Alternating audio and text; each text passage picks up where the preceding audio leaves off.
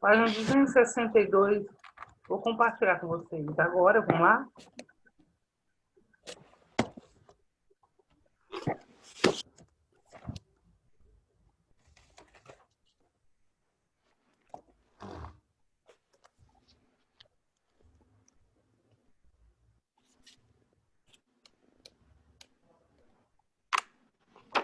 Menina, a gente vai falar hoje. A Adria chegou. A gente vai falar hoje, sabe do quê? Sobre o Brasil se modernizando. Isso aconteceu lá no século XX. O Brasil passou por um período de modernização. Eu não desliguei o som de ninguém. Eu deixei à vontade. Quero que você aprenda a assistir a aula, fazer um comentário, mas sem atrapalhar o colega. Eu não quero ver o barulho que tem na sua Professora, e a casa. chamada? No final da aula. No primeiro, porque sempre no final da aula, porque os alunos vão chegando, aí eu faço chamada agora, aí no final da aula o aluno chegou, eu não pus presença, aí vai e me liga para amanhã, mas ela estava presente. Então agora eu vou fazer a chamada no final da aula, certo? Nos primeiros décadas do século XX, o Brasil passou por um período de modernização. Novas tecnologias foram adotadas nos centros urbanos, aumentando a quantidade de indústria. A quantidade que passava a empregar um cada vez maior número de pessoas. Nesse contexto, a luta dos trabalhadores por direitos ganharam força. Gente, quem lutou pela gente até hoje? Pouquinho vai ser muito. Por gentileza! Quem lutou, quem fez as leis para a gente até hoje foi Getúlio Vargas. Ele que fez que nós temos que trabalhar 8 horas por dia, ele que fez que nós temos que ter 13º, ele que fez que nós temos que ter férias. Quem fez isso para a gente foi ele. Foi Getúlio Vargas. A lei, gente, ela não modernizou, não, continua a mesma. Agora o Bolsonaro quer mudar essa lei, que as indústrias não são obrigadas a mais pagar nem férias nem 13º para os funcionários. E nem ter direito, às férias. Eu voltei aqui agora e eu vou falar de novo. O microfone fica aberto para vocês fazerem alguma pergunta do conteúdo. Eu não quero ouvir barulho da sua casa. O Murilo, desliga o seu microfone. Lucas Helene também desliga o seu microfone. Ana Sofia, por favor. Presta atenção, menino.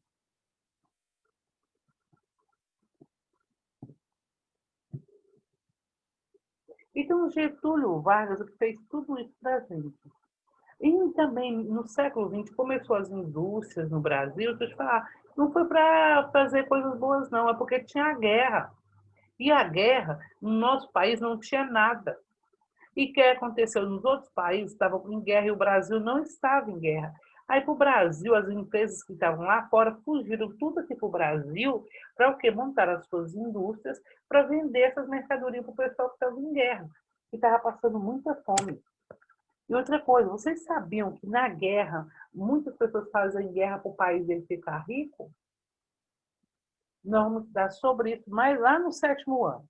Na passagem do século XXI para do século XX para o século XXI, diversas mudanças afetaram o cotidiano da população brasileira. O crescimento da industrialização no país atraiu muitas pessoas para os grandes centros urbanos, principalmente para a região sudeste do Brasil. Essa região sudeste do Brasil que a gente está falando aqui, gente, é São Paulo. Todo mundo ia para São Paulo, porque lá tinha emprego para todo mundo. Foi o primeiro estado e também capital que começou a abrir as indústrias, porque tinha de fácil acesso pelo mar, onde a maioria das fábricas foi instalada. Além das pessoas em diferentes regiões do país, milhares de migrantes se dirigiram para as grandes cidades à procura de um emprego. Nesse período, algumas tecnologias transformaram o cotidiano das pessoas, principalmente daquelas que viviam nos centros urbanos. As inovações atingiram os meios de transporte e de comunicação, além das formas de lazer. A chegada da eletricidade ao país, por exemplo, permitiu a substituição dos bondes de atração animal por bondes elétricos, dos lampiões a gás por lâmpadas elétricas. Nessa época, muitas pessoas também passaram a usar automóveis e telefones. Além disso, o cinema tornou-se uma nova opção de lazer. Quando ele fala automóvel, assim, ó, de 10 mil, 2 tinham automóvel. De 10 mil pessoas. Só no ano de 1990 que todo mundo teve acesso. Olha para vocês verem. Em 1990, quem tinha um carrinho era considerado rico, porque ele pagava IPVA muito caro no Brasil e o carro era muito caro. Em 2004, que começou que todo mundo, olha para você ver, em 2004, que todo mundo conseguiu comprar um carro. Olha, de 10 casas, nenhuma das 10 tinha carro. Tinha que ser 100, de 100 casas, um tinha carro. Aí, em 2004, que valeu, que aí que aconteceu, começou, o país começou a crescer rapidamente, ele começou a construir rapidamente, as casas começaram a mudar. Quando eu era criança, não tinha televisão para todo mundo, porque era preto e branco, era muito caro comprar uma televisão. Hoje não, você vai lá comprar uma... Hoje está difícil, porque o juro está muito alto. Mas antigamente você ia lá comprar uma televisão de 12 vezes sem juro. Você ia comprando as suas coisas ao pouquinho. Você comprava um carro mais velho, aí você conseguia pagar, igual hoje, a gente paga uma moto, mas a gente paga um juro. Como hoje o juro no Brasil está muito alto, para você comprar uma moto, ó, se mais você comprar uma moto de 14 mil, você paga 1.500 de PVA, você paga pneu de cinema. Então, a pessoa hoje, ela tem que ter outra renda, ela tem que ter um salário dela, da esposa. Por isso que as mulheres não trabalhavam nesse século, porque o homem conseguia manter a casa, porque era só mais uma alimentação. Hoje, não. Gente, era tão pobre no século XX, tão pobre também em 1990, que o governo dava cesta básica. E eu estou muito revoltada que esse ano está voltando a cesta básica. Quando volta a doar muita cesta básica, que o país está muito, muito, muito pobre. Então, assim, quem tem carro tem, quem não tem não vai ter condição de comprar. E tem muitas pessoas, vocês aqui não sabem, tem muitas pessoas que não estão conseguindo pagar a prestação do seu carro, da sua moto. Aí eles não estão conseguindo pagar a prestação, a sua energia, a sua água, a sua alimentação, o seu vestuário. Tem muita gente desempregada nesse exato momento. E é o governo, porque ele fez o quê? Veio essa pandemia, disse que é para. Mas não é, é para o país ficar mais pobre. Quanto mais a pessoa vai adquirindo bens, ela vai adquirindo o quê? Conhecimento, mesmo que ela não tenha a escola, mas ela vai conversando com o vizinho que dá para ela uma dica, conversa com o outro, e a vida, e ela começa a andar mais. Quando ela começa a andar mais, ela vai conversando mais, ela vai aprendendo. Então, se voltar a cesta básica, ninguém vai andar todo dia de carro com combustível a R$ 5. Então, você fica bitolado. O que é isso, professora? A pessoa não tem conhecimento do que está acontecendo no mundo. E o governo hoje quer pessoas mais, que não seja tão inteligente. Então, mas graças a Deus nós temos internet. Por mais simples que seja, nos interiores ainda a pobreza é muito grande. Mas nesse exato momento, a internet dá, eu falo uma coisa aqui, aconteceu aqui, chega na minha família, lá no Nordeste, da minha família acontece uma coisa, ela chega aqui na hora. Então, isso, gente, é informação.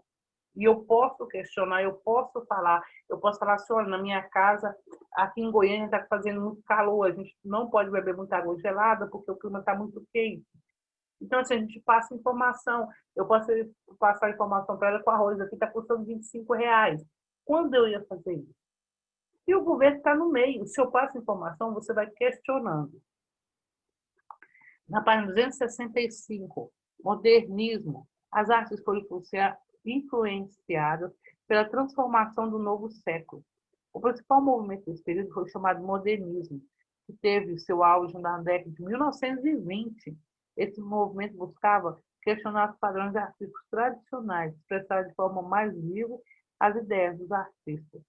Para divulgar suas ideias, o modernismo promoveu a Semana da Arte Moderna, na cidade de São Paulo, em fevereiro de 1922. A semana contou com a exposição de obras de arte, apresentações musicais e a publicação de revistas que buscavam contestar os padrões estabelecidos na época. Gente, deixa eu falar sobre essa arte moderna, que a professora também é professora de arte. Essa arte moderna, gente, ela revolucionou o Brasil. Porque antigamente você tinha que fazer os padrões, era o regime militar. Então eu só poderia falar o que o militar mandava, eu só podia fazer uma arte que o outro mandava. E na arte moderna que aconteceu, a Semana da Arte Moderna em São Paulo, todo mundo falou que eles tinham direito a expor as suas ideias, os seus desenhos, do jeito que ele achasse melhor o artista. E isso foi uma guerra muito grande. E também era uma maneira de eles se expressarem que eles estavam insatisfeitos com os políticos, que eles não estavam aceitando que o que estava acontecendo. Eles começaram a expressar através da arte o que estava acontecendo no Brasil. E os militares ficaram muito revoltados com isso, porque eles começaram a falar da pobreza, da miséria, da falta da saúde, que ninguém tinha acesso a transporte. Então, gente, na arte moderna teve uma guerra tão grande que no final dela, sabe o que aconteceu? Eles mataram os artistas porque ele questionava demais. E a população que não estava acostumada com isso começou a questionar também. E o cinema, gente, nesse século, não podia beijar, não podia pegar na mão. Então, o que aconteceu? O cinema também começou a revolucionar, mostrar outros países, que nos países tinha meio de transporte, que em outros países tinha alimentação era melhor. Então, a população, através do cinema, que era ainda um cinema mudo, ele criticava a política do Brasil. Aí o que aconteceu? Com o cinema e com os artistas brasileiros lutando com isso, até Monteiro Lobato também lutou para falar da situação dos brasileiros, que a situação era muito crítica, que ninguém conseguia ter 3 alimentações por dia. Olha, a literatura foi uma das mais importantes expressões artísticas do modernismo. Em suas obras, diversos escritores como Mário de Andrade, Oswaldo de Andrade buscavam transmitir com as tradições culturais do nosso país. Era influência pelo processo da modernização, pelo qual o país passava ao capa ao lado, moderno, Pauliceia Desvairada, de Mário Andrade, publicado em 1922. Isso queria dizer, gente, que ele estava criticando que cada um tinha que seguir a sua vida conforme lhe convinha. E eles não aceitavam, não. A página 266 vocês vão fazer em casa, mas eu vou continuar na página 267, as indústrias no Brasil. Pode falar.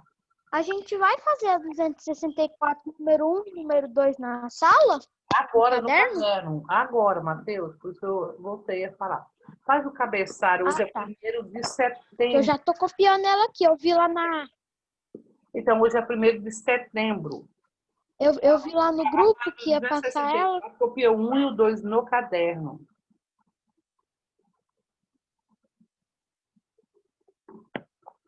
Tá? Hoje é 1º de setembro. O que acontece com o número de indústrias de 1907 a 1929, com o número de operários? Aí você olha aí no gráfico. O primeiro gráfico é azul, o ano foi de 1907. O outro ano foi 1929. E verificar os dos dois. E responder. Todo começo de frase, letra maiúscula, por favor, não esqueça. Prof, que página? 264, copiar o 1 e o 2 no caderno.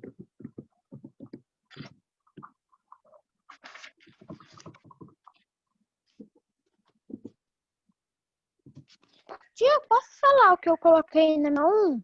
Pode. Ó, eu coloquei assim, ó. Com o aumento das indústrias, evidentemente o aumento dos operários, pois quanto mais indústrias tem, mais vagas de empregos tem nas indústrias. Muito bem. Você sabia que o Caiado foi criticado pelo ministro da Economia? Falou que aqui no estado de Goiás não tem indústria. Que Goiânia vive só de impostos. Que ele é um estado muito pobre. E as indústrias que tem aqui são muito caras. Deixa eu falar para vocês. Vocês viram que o pessoal monta muito indústrias em Aparecida de Goiânia. Monta muito em Senador Canedo. Você sabia o que muda? Eles montam, também estão querendo montar agora em Trindade. Sabe por quê? Porque o imposto lá é 8%. Enquanto aqui em Goiânia, para eles montar aqui no redor de Goiânia uma indústria, ou um supermercado, alguma coisa, o imposto aqui é 18%. Não, tia, eu acho isso muito absurdo. Aí, Porque vai dar ele fala, emprego paga pros o imposto que goianos. essa cidade vai melhorar. Vai melhorar bosta nenhuma, só piora. Aí isso acontece, o pessoal vai tudo lá, vai tudo para a Aparecida de Goiânia, mora, compra. A Aparecida de Goiânia, antigamente, era conhecida como dormitório. Hoje não. As pessoas mudam para lá porque ela só fica desempregado quem quer. Lá as indústrias, tem várias indústrias. Aí agora está chamando a Aparecida de Goiânia polo das indústrias. E em Goiânia, enquanto isso aqui em Goiânia, ninguém, porque o imposto aqui é muito alto. Aí o que aconteceu? Aí falou assim para o nosso prefeito que foi criticado, que é uma cidade que só vive de imposto, ela é muito pobre, que ela precisava, o Willis tinha que dar chance para as indústrias abaixarem o imposto para eles virem aqui para Goiânia.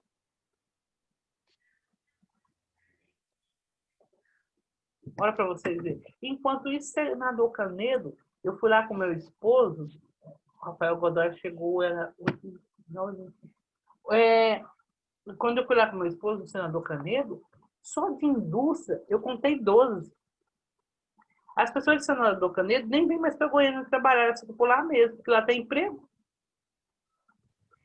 A número 1, acabei de colocar aqui no bate-papo. Eu coloquei a letra U de indústria, eu coloquei 2 vezes. Indústria, Dudu, arruma aí para mim, é só um U, certo? Agora que você chega, Godoya, 9h25. Minha internet está muito ruim. Ah! O que isso indica sobre o contexto brasileiro no século XX?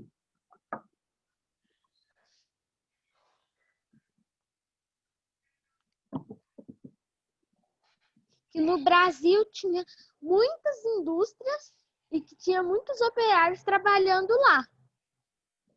Isso.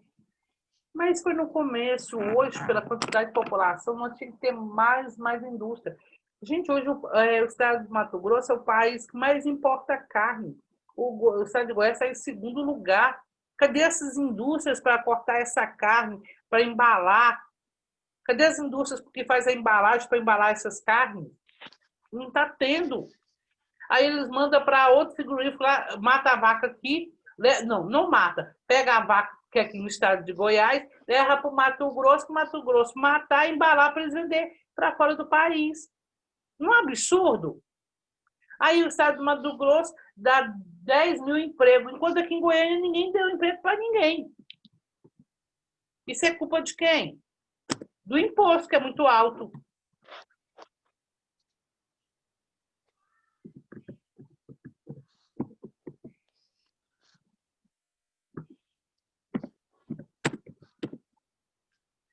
Não, tia, eu tava vendo também, né? Eu acho que um cara lá da Câmara dos Deputados criticando o Ronaldo Caiado, porque Goiânia, ele só liga para a economia do país. Ele criticando que o Ronaldo Caiado fechou o comércio cedo demais. Não, eu acho que o Ronaldo Caiado tava certo, porque tem que fechar cedo, porque aí quanto mais rápido fechar, menos contágio do coronavírus vai ter.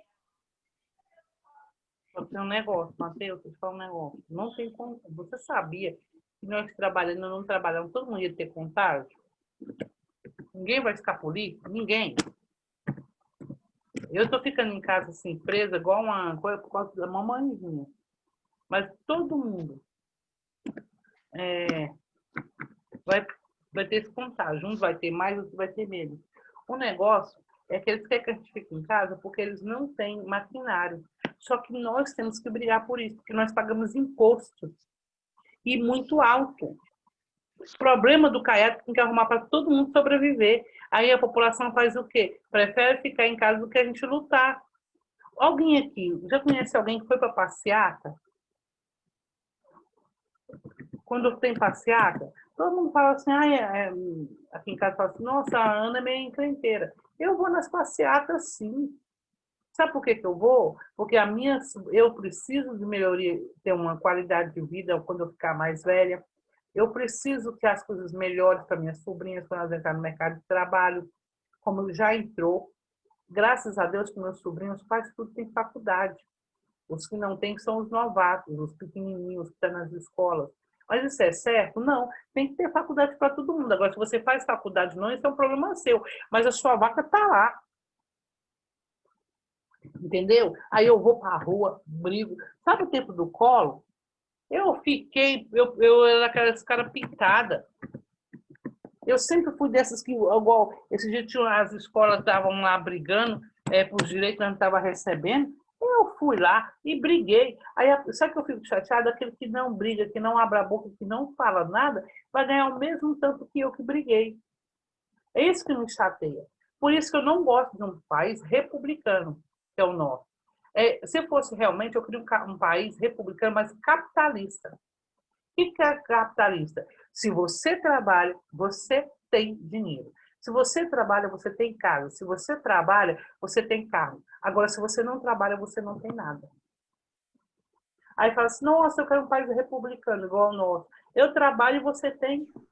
Você acha justo uma mãe que, um exemplo, tem gente que está recebendo aí auxílio emergencial, é igual eu falo de um político que recebeu 3 mil, e a pessoa ela não está desempregada. É certo? Eu trabalho para sustentar ela. É errado. Todo mundo tem que trabalhar.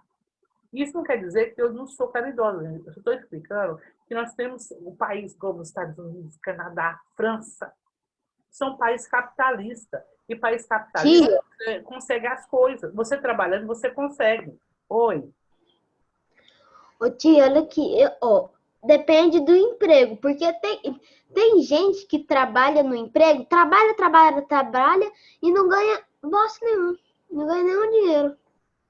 Olha, posso ser franco com uma coisa que eu vou pedir para vocês encarecidamente? Não se forme professor.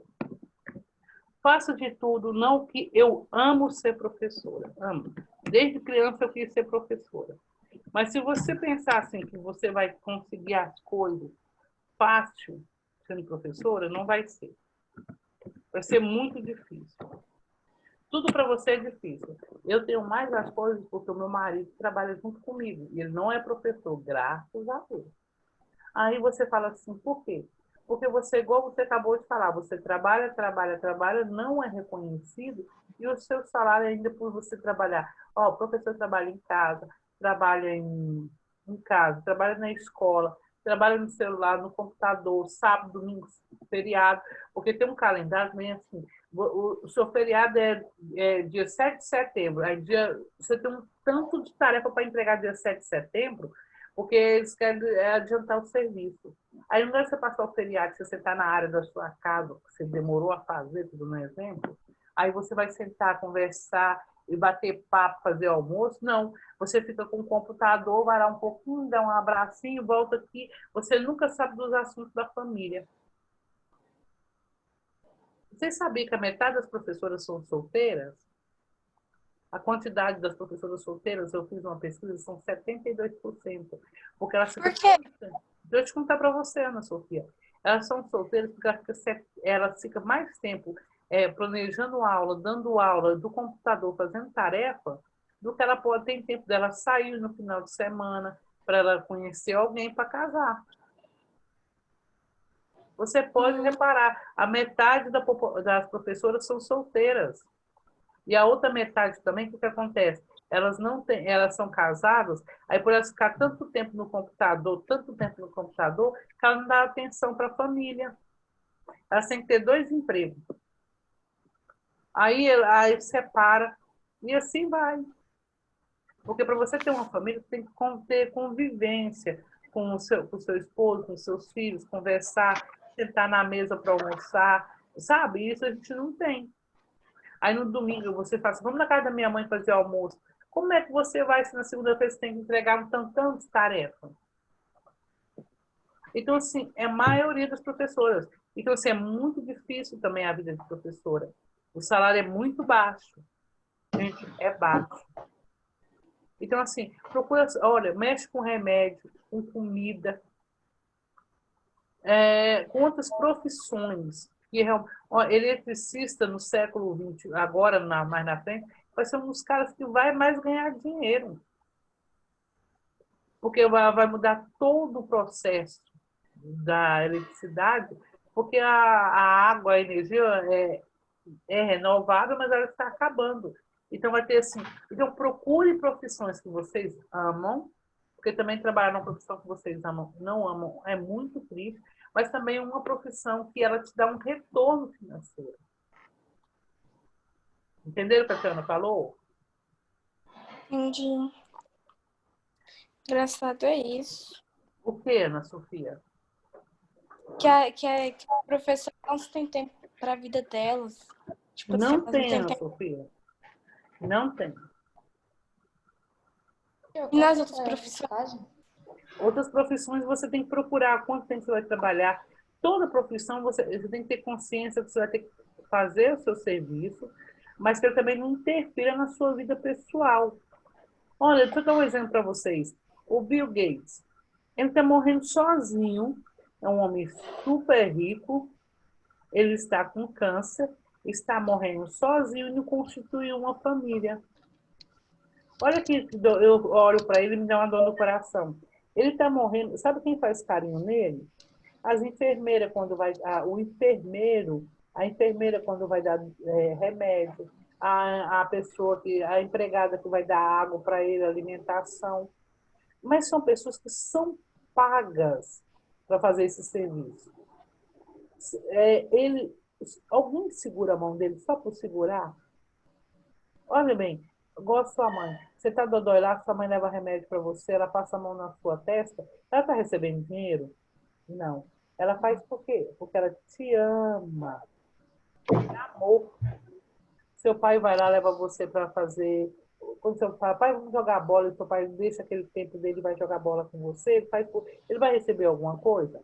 Não, ele não vai receber. É amor. Imagina um homem tão rico, para receber um carinho tem que ser pago. Aí eu falo assim, Mas pelo menos, né?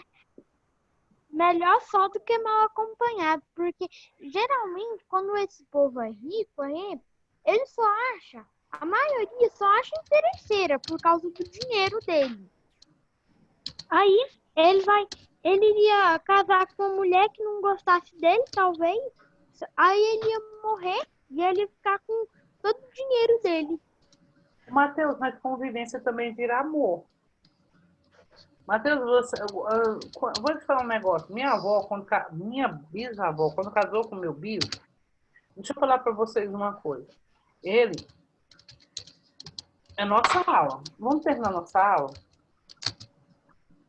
Prof, qual é a resposta da 2 no caderno? A número 2 está aqui, eu acabei de colocar no bate-papo. Isso indica que no início do século XX, o Brasil passou por um processo de industrialização. Achou? Bate-papo. Qual que é a tarefa de casa? 66, né? Agora pega a agenda, por favor. A agenda e coloca a página 266 no livro. Põe no livro, página 266. Uai, prof, eu não encontrei, não. No livro? Olha, de mim para todos.